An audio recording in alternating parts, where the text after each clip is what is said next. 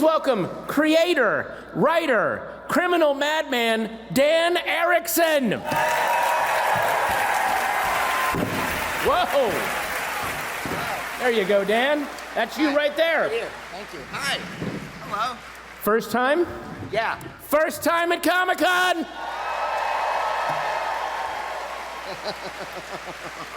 Now, please welcome, also making, weirdly enough, his Comic-Con debut. I couldn't believe it when I heard it. Actor, comedian, writer, director, genius, Ben Stiller.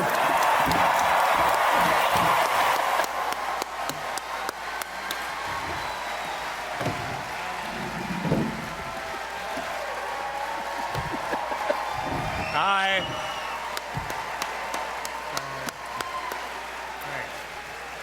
Wow. Ladies and gentlemen, Britt Lauer. Britt Lauer, ladies and gentlemen.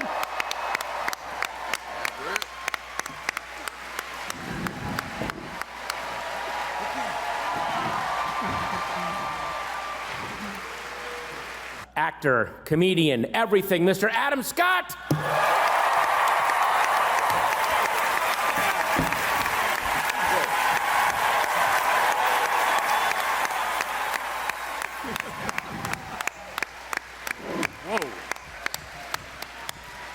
Ladies and gentlemen, Deachin Lackman.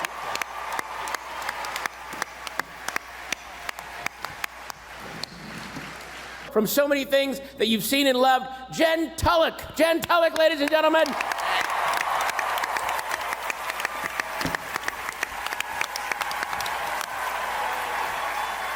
And finally, the friendliest, most concerned, and scariest thing at Lumon. Please put your hands together for Trammell Tillman. Trammell Tillman, ladies and gentlemen.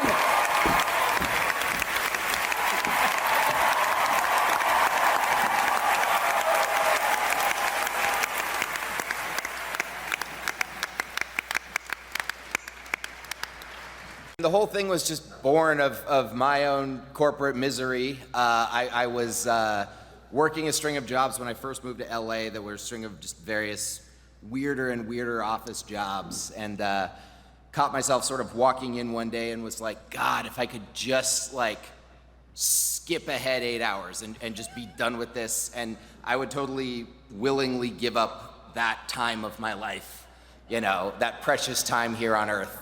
And it was kind of a messed up thing to catch myself wishing for, and so I was like, I think that should be a show.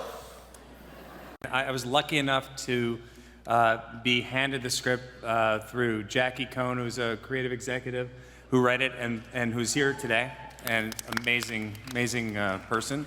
And she has great taste, and she read it, and it was this amazing pilot that was a writing sample. Dan, you'd sent it in really just to be able to talk about doing other stuff, I guess, right? Yeah, I mean, I was hoping that somebody would, do this, but I was also sort of like, it's really weird, it's really out there. It might be something that's more opens the door for me to get in some other writer's room. I had never worked in any writer's room before, so it was just it was kind of a way to get a door open. But Ben sat down with me and was just like, no, screw it, let's actually make it. The original version of the pilot had Mark waking up, and Helly was more like the seasoned person who sort of comes in and is sort of almost like an older sibling character. The first time that I saw Britt for the part, and she sent in a tape, and it was this incredible audition tape where she just did what they call a self-tape, and she just did the first scene, and it was amazing. And I was like, for me, I saw it, and I was like, that's it, this is the person. Reading the script, I was like, this is one of the best roles I've ever read, and at least I get to be Helly for today in my bathroom. and now sitting in front of everyone here, getting to be Helly.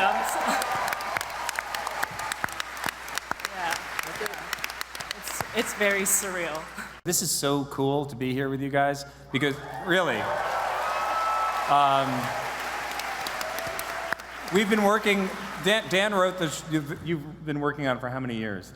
10 years? 10 years, and I read it 5+ years ago, and it's been a long process to get it to this point. And then even when we were making it, we were so happy we were making it, but it was really, at the height of COVID, and we were all in this bubble, as we all have been. And so to actually like see that there are real people who love the show and actually enough to come out and want to talk to us and see us. Thank you. This is so exciting for all of us here. Thanks for being connected. I gotta admit, in the early episodes, I was wondering, is the twist gonna be that at work, he seems to be this really nice guy, and then when we see him in his outside world, he's just a horrible, tyrant, but the fact that you had to walk that balance a little bit, you're trying to be good in both worlds as best you can. Yeah, I think, early on when we were kind of just circling it, figuring out how to do it and kind of talking about whether it would be like play it as two completely different characters, or what do we do? And it eventually we figured out it was important to Dan and Ben and me that it feel like the same guy, but just like different parts of the same, different halves almost. Like one of them has like 40 odd years of life experience and like sorrow and joy and all the stuff that goes into that. And then the other one's like 2.5 years old. So,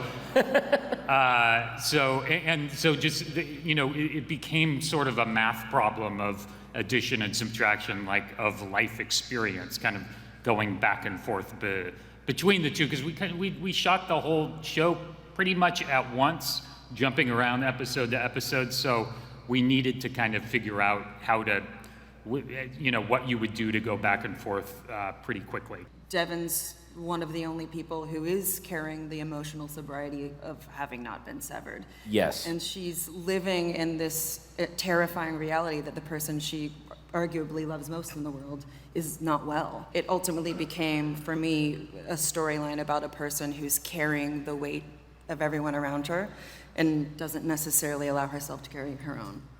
Wow. I think it was helpful for me to draw on my experiences working in the myriad of different places that I have. In New York, I'm a New York-based actor, and one of the things that we have to do is be able to carry on many different jobs to support the lifestyle in New York, especially. So with that, I had to be able to balance these different hats, be able to find the task at hand and be able to deliver, and also understanding why this guy is who he is and why he does what he does. He had the idea that it'll be kind of like a little dance-off to get the refiners moving, and they turn on the music and let it roll. Ben hadn't told us that those lights were installed and that was going to happen. What? So it wasn't until we were shooting the scene that suddenly those are switched on, and everything is a big deal to us down there. And to us as actors who'd been trapped in that room for 8 months. So when those lights went up, we were like, oh, it is on. Let's do this. It was, I will say, extremely difficult to memorize because it's very random and it's just like this random list. So I think it took me like 3 months to memorize it. Even though she's reading it, I wanted to be prepared.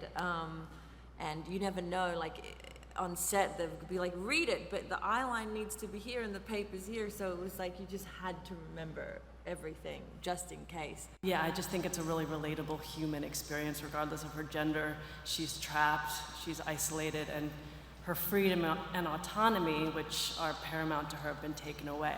So you see the depths to which she goes to fight for that freedom.